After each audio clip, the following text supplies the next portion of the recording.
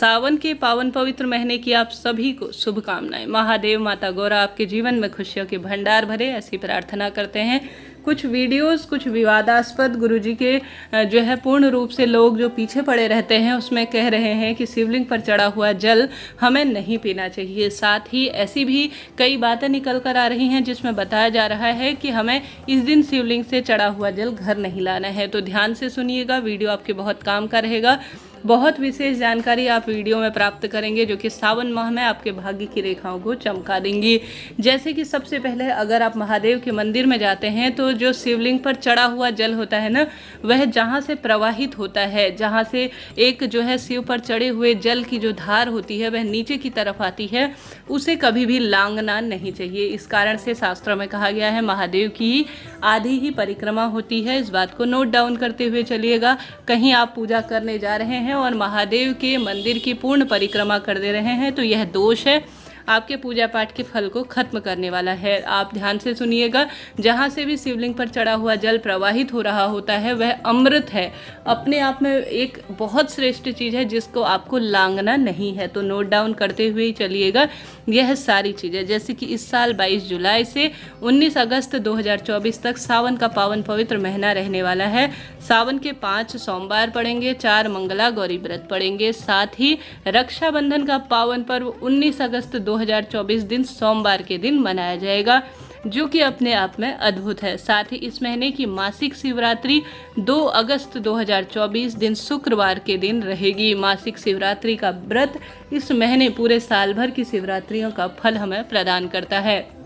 अब आप सभी अगर शिव पूजा करते हैं ना इस महीने या कभी भी, तो आप सभी को आवश्यक रूप से शास्त्रों में लिखी गई जानकारी जो कि विशेष तौर पर अद्भुत है, जिसमें कहा गया है गुरुजी के ऊपर कई तरह के जो है वाद विवाद की स्थिति निरंतर रूप से उनको जो है उनकी प्रसिद्धि को देखकर लोग जो है बताते रहते हैं। ऐसे में कई वीडियोस निकल कर आ रहे हैं जिसमें कहा जा रहा है कि शिवलिंग पर चढ़ा हुआ जल हमें नहीं पीना चाहिए।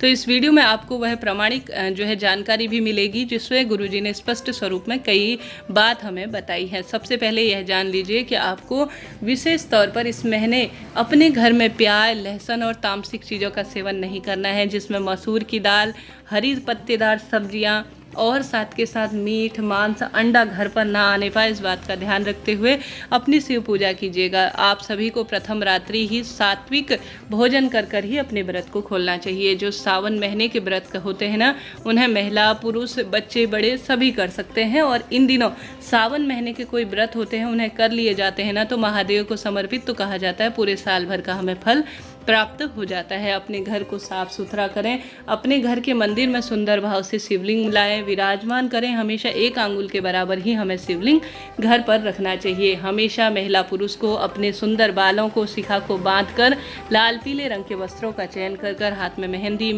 महावर इत्यादि लगाकर जो है पूजा करनी चाहिए। बहुत शुभ फलों की यह प्राप्ति होती है। सभी बच्चे, बड़े, गर्भवती महिला सभी को शिव पूजा करनी चाहिए। कभी यह ना सोचे कि गर्भवती महिलाओं को शिव पूजा नहीं करनी चाहिए। साथ के साथ आप सभी इस बात का ध्यान रखते हुए कार्य करिएगा कि कभी भी महादेव पर तुलसी, शंख, हल्दी, मेहंदी यह चीज़ें नहीं चढ़ाई जाती हैं। इनका भारी दोष है। भले ही कोई किसी भी स्वरूप में आपसे कहे कि यह उपाय इस तरह से है, आपको हल्दी शिवलिंग पर चढ़ानी है, तो नहीं, यह भारी दोष उत्पन्न करता है। हमेशा शिव पूजा में पूर्व या उत्तर दिशा की ओर ही बैठकर हमें पूजा करनी चाहिए। इस बात का भी ध्यान रखें। केतकी के फूल महादेव को नहीं चढ़ाए जाते, इन चीज़ों का भी आप ध्यान रखें। सावन में आप सभी कोई भी नया व्रत शुरू कर सकते हैं, जैसे मासिक शिवरात्रि, प्रदोष व्रत और साथ के साथ सावन सोमवार, मंगला गौरी व्रत। परंतु ध्यान रहे एक दिन एक ही व्रत होगा। यह न सोचे कि सोमवार को भी हम व्रत कर ले और उसी दिन पशुपति व्रत को भी हम शुरू कर ले। नहीं, एक व्रत का उद्यापन करने के बाद दूसरा व्रत आरंभ करें, तभी आपका व्रत, पूजा पाठ और उस व्रत के नियम सफल होंगे। जीवन में लग रहा हो कि मेरे विवाह की दिक्कत है, संतान सुख नहीं है, रोग कर्ज है और परिवार में पति बच्चे बीमार रहते हैं, तो महादेव और माता पार्वती का गठबंधन अगर इस महीने कर लिया जाता है तो भाग्य खुल जाता है, ऐसा शास्त्रों में वर्णित है। अब एक अनिरुद्ध अनिरुद्धाचार्य जी महाराज का वीडियो वायरल हो रहा है, जिसमें वह कह रहे हैं कि हम सभी को शिवलिंग पर चढ़ा हुआ जल नहीं पीना चाहिए, यह दोष है। परंतु मेरे गुरुजी के पास लाखों पत्र ऐसे आते हैं जिसमें स्पष्ट स्वरूप में कहा जाता है कि इस शिवलिंग पर चढ़ा हुआ जल जो मैंने श्री शिवाय नमस्तुभ्यम मंत्र का जाप करते हुए चढ़ाया है, अपने घर के मटके से लेकर गए हैं, वह जो है अपने आप में अमृत हो गया है और उससे कई कैंसर तक की रोग दूर हुए हैं। आप सभी के भी कोई राय है तो कमेंट्स में दीजिएगा। मेरा तो यह मानना है, यह विश्वास है। शिव महापुराण में वर्णित है, लिखा हुआ है स्क्रीन पर, जिसमें कहा गया है कि जो मनुष्य शिवलिंग का विधि पूर्वक स्नान कराकर उस स्नान के जल का 3 बार आचमन करता है, उसके कायिक, वाचिक और मानसिक सभी तरह के पाप शीघ्र नष्ट हो जाते हैं और जीवन में वह जो चाहे वह प्राप्त कर लेता है।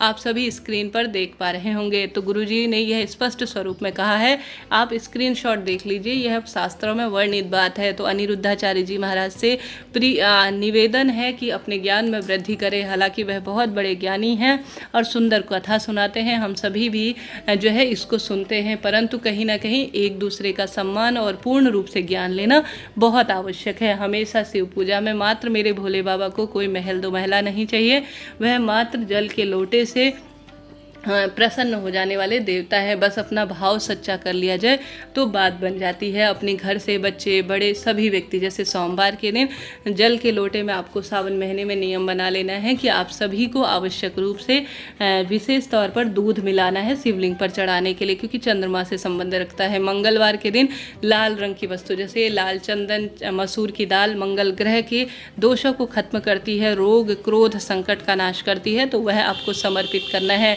बुधवार के दिन गुरु ग्रह से बुध ग्रह से जुड़ा हुआ दिन होता है, तो इस दिन हरे रंग की वस्तु जैसे हरा मूंग इत्यादि जल के लोटे में डालकर शिवलिंग पर समर्पित करना चाहिए। साथ के साथ आप सभी को गुरुवार के दिन पीली चने की दाल या पीला चंदन डालकर जल का लोटा शिवलिंग पर समर्पित करना चाहिए। पति बच्चों की लंबी आयु होती है, मनचाहा विवाह होता है। शुक्रवार के दिन जो भी जो है जल के लोटे में लाल चंदन या कमल गट्टा डालकर शिवलिंग पर समर्पित करता है, उसके रोग करते हैं, गलत जगह पैसा खर्च नहीं होता। शनिवार के दिन काले तिल और काली मिर्च, लौंग का पानी शिवलिंग पर चढ़ाने से शत्रु बाधा दूर होती है और कार्य में बल मिलता है। रविवार जो कि सूर्य देवता का दिन होता है, सूर्य नारायण भगवान का, तो उस दिन जल के लोटे में गेहूं या लाल रंग का गुड़ या कोई शहद इत्यादि डालकर शिवलिंग पर चढ़ाना नवग्रहों की सभी दिशाओं से मजबूती करने वाला होता है। तो आपको नियमबद्ध तरीके से सावन महीने में इस तरह से जल का अभिषेक करना है। बच्चे बड़े कहीं नहीं जा सकते, घर पर नियम बांध लीजिए कि शिवलिंग का जलाभिषेक करेंगे बार के अनुसार, अलग अलग दिनों के हिसाब से। साथ के साथ रोज दीपक लगाना है, शिव मंदिर में जाकर बेलपत्र वृक्ष को रोपित करना है, माँ गौरा को सुंदर सुहाग की सामग्री समर्पित करनी है। भाग्य चमक जाएगा, इस बात की गारंटी है। आपके प्रश्न आते हैं, जैसे गुरुजी ने कहा है काशी से कभी भी गंगा जल घर नहीं लाना चाहिए। कहा जाता है काशी में बहुत पुण्य प्रताप के बाद मृत्यु और जीव जंतुओं को मोक्ष प्राप्त होता है। अगर आप गंगा जल काशी से लाते हैं तो आप उसमें जो सूक्ष्म जीव होते हैं उन्हें काशी की पावन धरा से दूर कर रहे होते हैं, इसका दोष है। ऐसे में हर जगह से आप सभी को जल घर लाना चाहिए, परंतु काशी की धरा से, काशी से गंगा जल घर नहीं लाना चाहिए, इस बात का आप ध्यान रखें। आपके प्रश्न आते हैं, दीदी हम सभी नियमित शिव पूजा करते हैं परंतु आपको इसका फल नहीं मिलता है, तो धैर्य रखिए जी। कई बार जो आप सोचते हैं उससे बेहतर महादेव आपके लिए निर्धारित किए होते हैं। इस सावन महीने का खूब लाभ उठाएं, खूब सुंदर पार्थिव शिव पूजा करें, महादेव का यशोगान करें, मंत्र जाप करें, भाग्य खुल जाएगा। हमेशा अपने घर के मटके से ही पानी लेकर जाएं और शिव का अभिषेक करें। गलती से भी मंदिर का जल का लोटा, मंदिर की हिमार्चीस, मंदिर का ही जल, यह दोष उत्पन्न करता है। तो इन चीज़ों को, नियमों को ध्यान रखें, तभी आपकी शिव पूजा संपन्न होगी। साथ के साथ आप सभी सुंदर स्वरूप में बेलपत्र इत्यादि सोमवार, प्रदोष व्रत, जब मासिक शिवरात्रि की तिथि हो, शाम के समय ना तोड़े, इस बात का ध्यान रखें। और हमेशा शिवलिंग से चढ़ा हुआ जल घर लाना है और उसे जो है घर पर छिड़काव करना है, आचमन करना है, खाने में मिलाना है। और दवाई के स्वरूप में रुद्राभिषेक अर्थात रुद्र का जो रुद्राभिषेक अर्थात महादेव का अभिषेक, परंतु जो रुद्राक्ष होता है उसे जल के लोटे में डालकर उस जल के लोटे का शिव से अभिषेक किया जाता है तो रोग कटते हैं। शिवलिंग से जल आप सभी को विशेष तौर पर कब नहीं लाना चाहिए, आप सभी जब अपने घर से पानी नहीं लेकर गए हैं और आपके पास अपना लोटा भी नहीं है और आप जो है कुछ भी नहीं ले गए हैं, उस स्थान पर आपने दान भी नहीं किया है, अपनी तरफ से कुछ भी समर्पित नहीं किया है और आप वहीं से जल ले रहे हैं, वहीं से सब चीज़ ले रहे हैं, कोई दान नहीं कर रहे हैं, तो आप सभी वहाँ से कुछ भी न लाएं। आप सभी दोष के, पाप के भागीदार होंगे, इस बात का ध्यान रखें। आप सभी हमेशा जल उसी जगह से लाएं जहाँ आप कुछ समर्पित कर रहे हो, तभी यह पूर्ण फल देने वाला होगा। आप सभी कहीं भी जा रहे हैं, कुछ भी नहीं ले जा पाते हैं, परंतु जल लाना चाहते हैं तो कुछ ना कुछ दान देकर आए, ताकि सही स्थान पर वह पैसा लगे, आपको पूजा का फल मिले। इस तरह से यह जानकारी थी। वीडियो उपयोगी रहती हो तो लाइक करें, शेयर करें। जय माता दी कमेंट्स में लिखना ना